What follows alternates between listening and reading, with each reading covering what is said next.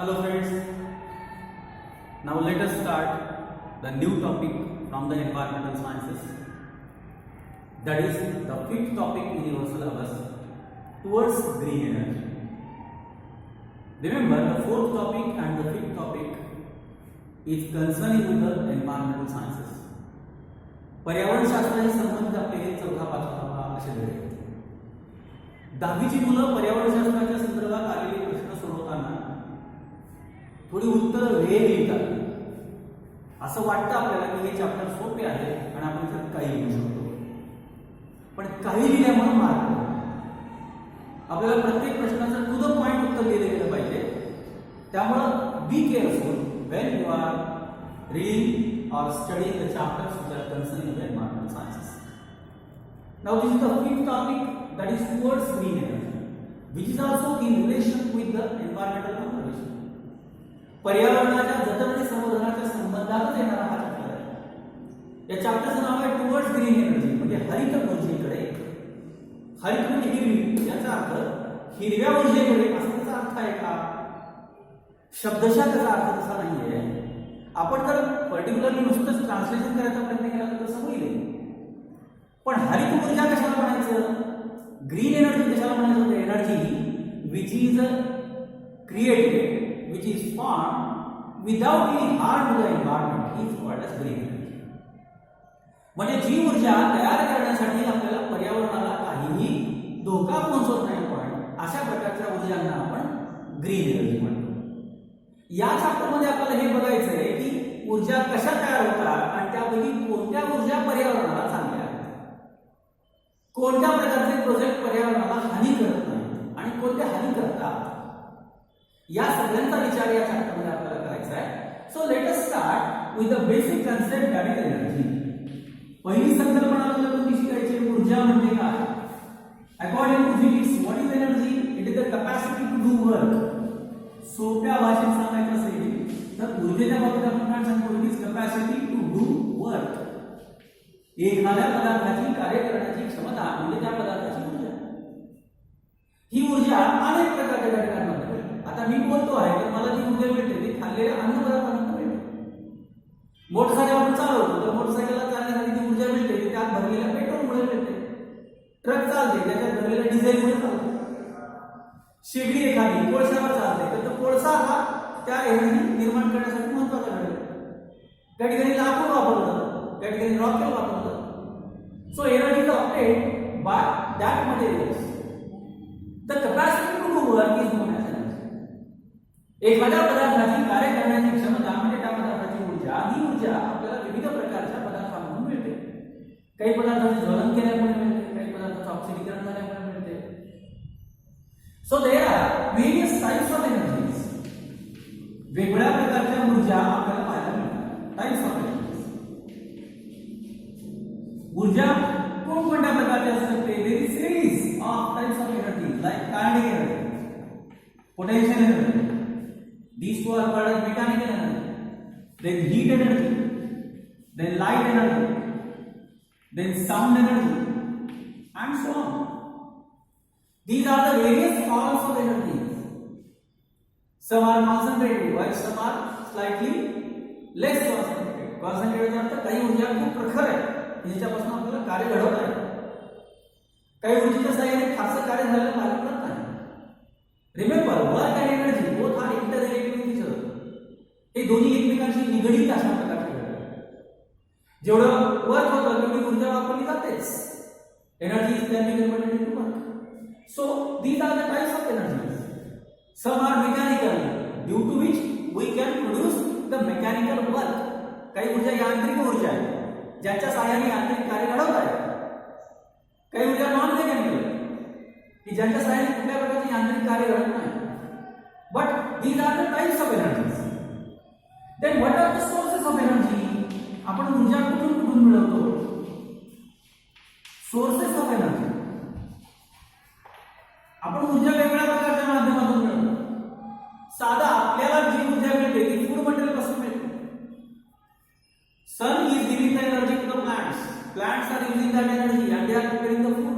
The food is given to the animals, particularly human beings. We are consuming that food.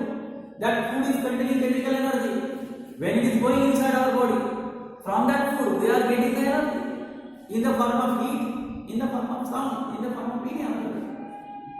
म्हणजे मला अन्नापासून मिळणारी ऊर्जा, या ऊर्जेत रूपांतरण मी जेव्हा हालचाल करतो, गतिज ऊर्जा, मी जेव्हा बोलतो, ध्वनी ऊर्जा, माझ्या शरीरामध्ये उष्णता ऊर्जा सुद्धा ऊर्जा रूपांतरित होते. So these are the different forms of energy.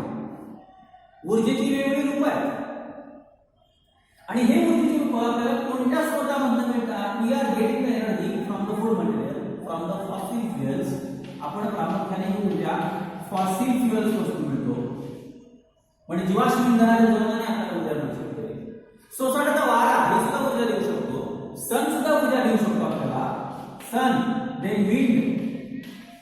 सोसाट्याचा वारा सुद्धा ऊर्जा देऊ शकतो. सूर्य सुद्धा ऊर्जा देऊ शकतो. अनेक प्रकारचे खाद्यपदार्थ आपल्याला ऊर्जा देतात.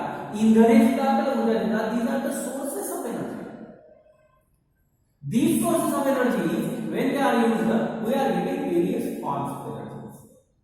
And with the help of that energy, we can do the work. Remember, energy is the important need. Energy is the important need of the human being. किंवा त्याला आपण बेसिक नीड म्हणतो. ही एक जीवनावश्यक गरज आहे.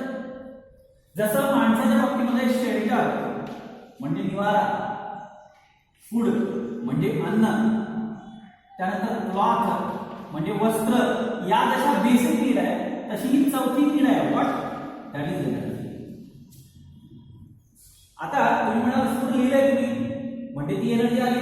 फूडच्या व्यतिरिक्त आपण जे अन्न खातो त्यामुळे आपलं शरीर चालेल पण बाकी काही चालणार नाही. घरातला पंखा आपण अन्न खाल्ल्यामुळे चालत नाही. घरातली ट्यूब आपण अन्न खाल्ल्यामुळे चालत नाही.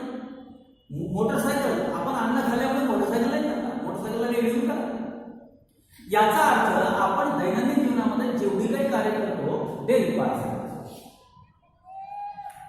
Different types of energies are there and these energies are the basic need, the daily need with which we can do it. आपण आपल्या घराच्या पासून सुरुवात करूया. आपण घराच्या दरवाजाला डोरबेल वाजली, that is electrical energy converted into sound. घरात गेलो आपण लाईटचं बटन लावलं, electrical energy converting into light.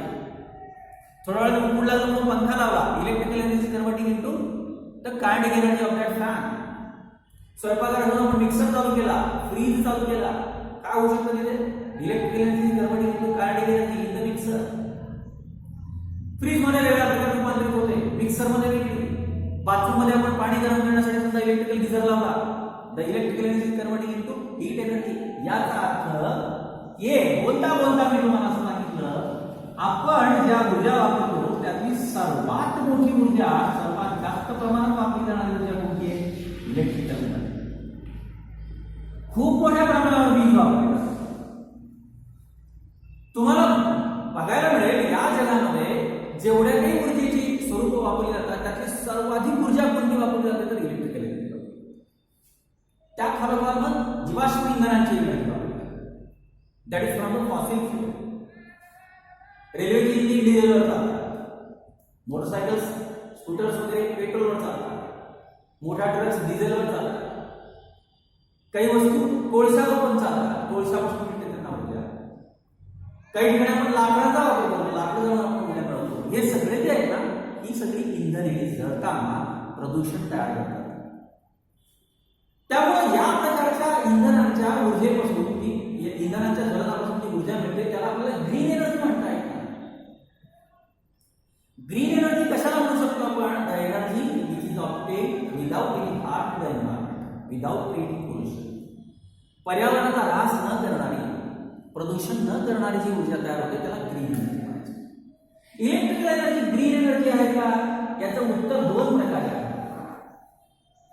जर इलेक्ट्रिकल एनर्जी फॉसिल फ्युएलच्या ज्वलनातून तयार होत असेल, it cannot be considered as green energy.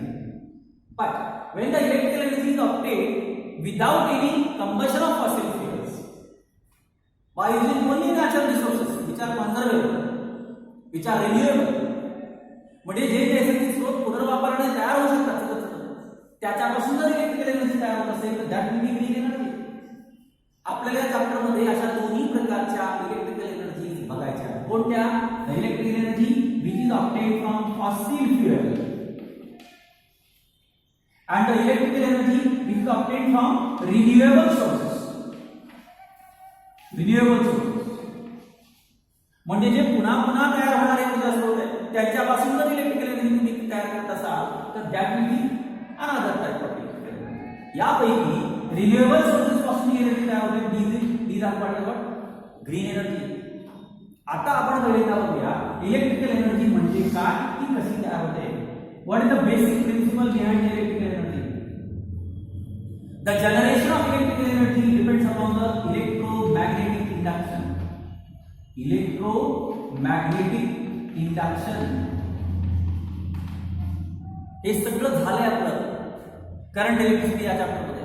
Effects of electric current मध्ये आपण बघितले, 9वी आणि 10वी दोन्ही चॅप्टर मध्ये आपण करंट इलेक्ट्रिसिटीच्या बाबतीत बघितलंय. या वर्षीच्या चॅप्टर मध्ये आपण इलेक्ट्रोमॅग्नेटिक इंडक्शन फॅराडेज लॉ मध्ये शिकलो. Michael Faraday was the inventor who has first invented how the electric current is generated. Induced current कसं तयार होतं, that is called as electromagnetic induction. Electromagnetic इंडक्शनचं बेसिक तत्व काय आहे. एखाद्या कंडक्टरच्या सभोवतालचं मॅग्नेटिक फील्ड बदलत असेल तर त्या कंडक्टरमध्ये इलेक्ट्रिक करंट जनरेट होतं. हे सोप्या भाषेत मी तुम्हाला सांगितलं. whenever there is change in magnetic field associated with the conductor there is generation of electric current. एखाद्या वाहकाच्या दृष्टिकोनातून त्याच्या सभोवतालचे चुंबकीय क्षेत्र सतत बदलत असेल तर त्या वाहकात करंट तयार होतं. मी मागे सुद्धा तुम्हाला सोपं उदाहरण सांगितलं होतं इलेक्ट्रोमॅग्नेटिक इंडक्शनच्या बाबतीमध्ये. आम्ही लहान असताना रस्त्यावर सायकल चालवायची असेल तर सायकलला समोर लॅम्प बसवलेला पाहिजे. सायकलला जर लॅम्प नसेल तर पोलीस सायकलला पकडायचे, त्या सायकलच्या मालकाला 2 रुपये फाईन लावायचे. म्हणून असं होऊ नये म्हणून सायकलच्या समोर जो लॅम्प बसवलेला असायचा त्या लॅम्पला वायर जोडून त्याच्या मागे चाकाला एक डायनामो बसवलेला असायचा. डायनामो हे जनरेटरचं छोटं रूप आहे. खूप सोपा असतो जनरेटर. पहिले त्या जनरेटरचं सिंपल रचना मी तुम्हाला सांगेन, नंतर मग आपण पुढे सरूया. हे बघा, तुमच्याकडे असा एक हॉर्सशू मॅग्नेट आहे, म्हणजे असा नालाकृती चुंबक आहे. या नालाकृती चुंबकाला एका पाईप मध्ये बसवा, रिकाम्या पाईप मध्ये, आणि मग हा नालाकृती चुंबक गरगरगर फिरवायचा. तुम्ही चुंबक फिरवू शकता किंवा तुम्ही पाईप फिरवू शकता. या दोन्ही परिस्थितीमध्ये काय होईल, या चुंबकाच्या सभोवतालचे जे चुंबकीय क्षेत्र आहे ते या वाहकाच्या दृष्टिकोनातून बदलत असेल. when there is continuous change in the electromagnetic flux or magnetic field around that conductor there is a generation of electric current. या कंडक्टरमधून वीज तयार होते. ती वीज आपल्याला त्या वायरमधून पुढे घेता येते. आम्ही लहान असताना अशा प्रकारचे छोटे डायनामो चाकाला जोडलेले असायचे. म्हणजे कसं होतं, हे डायनामो म्हणजे ॲल्युमिनियमची बाटली असायची. या बाटलीला समोरच्या बाजूला असं टोपण होतं आणि त्याच्यावर अशी बारीक बारीक रिंग होती आणि ही पूर्ण बाटली सायकलच्या चाकाला जोडलेली असायची. चाकावर जे रिंग असतात बारीक बारीक धागे किंवा बारीक बारीक रेषा, त्या रेषांना ह्या रेषा टच व्हायच्या आणि सायकल चाक फिरू लागलं ही डबी फिरायची. ही डबी म्हणजे काय, पर्टिक्युलरली ह्याच्यातला मॅग्नेट फिरायचा. तो मॅग्नेट फिरू लागला की या डबीच्या बाजूला जोडलेल्या तारेने करंट व्हायचा आणि त्या तारेला पुढे जर लॅम्प जोडलेला असेल तर that lamp lights. This is a simple miniature form of generator. Electricity कशी जनरेट होते आता या फिगरमध्ये बघा. या फिगरमध्ये तुमच्या लक्षात येईल इथे एक बार मॅग्नेट दिलेला आहे. बार मॅग्नेट, त्या बार मॅग्नेटला एक दांडा जोडलेला आहे. या बार मॅग्नेटच्या समोर एक कॉईल आहे, एबीसीडी. तेव्हा ही कॉईल एबी म्हणून. या कॉईलच्या दरम्यान एक गॅल्व्हॅनोमीटर जोडलेला आहे. तुमच्या पुस्तकात व्होल्ट मीटर सुद्धा दिले का, दोन्ही चालेल. Volt meter measure the difference in potential while galvanometer just gives us the idea whether the current is passing through the coil or not.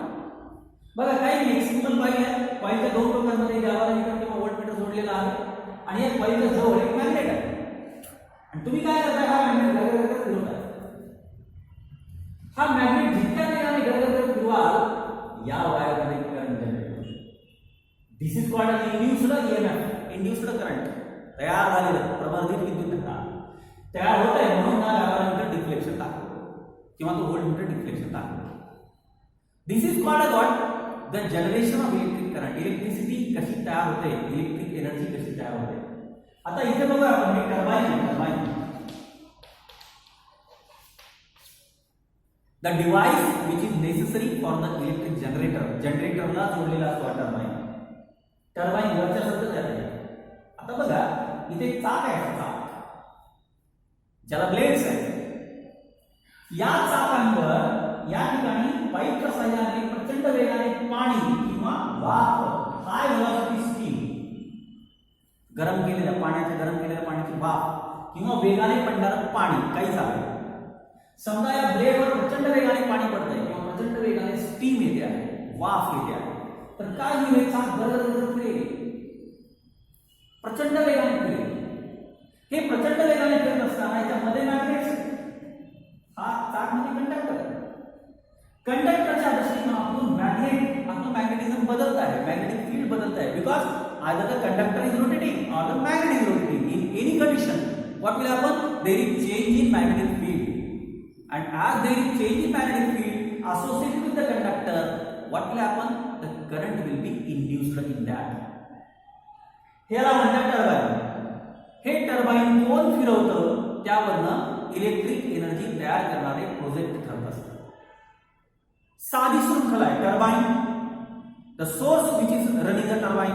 आता बघा टर्बाइन मधल्या बाजूला त्याच्या अगोदर सोर्स म्हणजे कोण फिरवणार आहे, वाफ फिरवणार आहे का पळणारं पाणी फिरवणार आहे का वारा फिरवणार आहे का आणखी कोणती पद्धत. The source which is running the turbine runs, it is rotating the generator rotates and the electric current or electricity is generated. The source with which the turbine is rotated, according to that, the project is considered as whether the project is for green energy or not. तुम्ही ते turbine कोणत्या सोर्सनी फिरवताय त्याच्यावरनं ती तयार होणारी electrical energy green energy आहे का नाही आपल्याला समजतं. छोटंसं उदाहरण देतो आणि आज थांबतो. सध्या पावसाळा चालू आहे, तुम्ही रोज बातम्या पाहत असाल. आपल्या मराठवाड्यातलं जायकवाडी धरण सध्या भरलेलं आहे. त्या जायकवाडी धरणातनं पाणी वेगाने बाहेर पडताना आपल्याला दिसतं. नुसतं पाणी बघतोय आपण, पण धरणातनं पाणी जेव्हा खाली पडतं तेव्हा ते खाली पडताना त्याच्या खाली येणाऱ्या चाकांना प्रचंड वेगाने फिरवतं. हे चाक टर्बाइनचे, ते टर्बाइन फिरतात वेगाने आणि टर्बाइन फिरल्यामुळे इलेक्ट्रिसिटी जनरेट होते. 2-4 दिवसापूर्वीची न्यूज आहे, जायकवाडी धरणावरचे चीफ इंजिनियर बोलत होते. सध्या या धरणामधून प्रचंड क्षमतेने पाणी सोडलं जात आहे आणि त्यामुळे प्रचंड क्षमतेने पूर्ण क्षमतेने सध्या आमचा इलेक्ट्रिक जनरेशन प्लांट चालू आहे, इलेक्ट्रिसिटी तयार होते आहे. Here the turbine rotated by the hydro electric power. पाण्यात जलविद्युत निर्मिती आहे. जर पाण्याच्या साहाय्याने ते टर्बाइन फिरत असतील तर कुठलंही प्रदूषण होत नाही. मग अशा प्रकारचे hydro electric power stations they are towards the green energy. पण असे टर्बाइन जर कोळसा जाळून, आता उदाहरणार्थ परळी थर्मल स्टेशनला कोळशावरनं विद्युत तयार केली जाते, that cannot be considered as a green energy plant, but it is creating the electrical energy. या संपूर्ण चॅप्टरमध्ये आपल्याला इलेक्ट्रिकल एनर्जीचे वेगवेगळे प्रोजेक्ट शिकायचे. खूप छान चॅप्टर आहे हा. या चॅप्टरमध्ये 5-6 वेगवेगळ्या प्रकारचे प्रोजेक्ट तुम्हाला शिकायचे. यापैकी काही या प्रत्येक प्रोजेक्टचे फायदे आणि दुष्परिणाम मी तुम्हाला सांगितले. प्रत्येक थर्मल पॉवर प्लांट आहे, ॲटॉमिक एनर्जी पॉवर प्लांट आहे, हायड्रो इलेक्ट्रिक पॉवर प्लांट आहे, सोलर एनर्जी पॉवर प्लांट आहे, विंड एनर्जी पॉवर प्लांट आहे, त्यानंतर नाफ्तावर चालणारे पॉवर प्लांट आहे, नॅचरल गॅसेसवर चालणारे पॉवर प्लांट आहे. या प्रत्येक पॉवर प्लांटचे काही फायदे आणि काही तोटे. हे सगळं शिकत असताना तुम्हाला हळूहळू कळत जाईल which is green energy and which projects must be invented और दे मस्ट बी प्रमोटेड. कोणत्या प्रकारचे प्रकल्प निर्माण करणं गरजेचं आहे, कोणते प्रकल्प पुढे सारखं केले पाहिजे. So this is all about the introductory part of the green energy. Particularly in this chapter, we are discussing about the electrical energy, power generation plants of electrical energy, their designs, their merits and demerits. Okay, so we will stop here today. This is the introductory part of the first topic, that is towards the green energy. Thank you.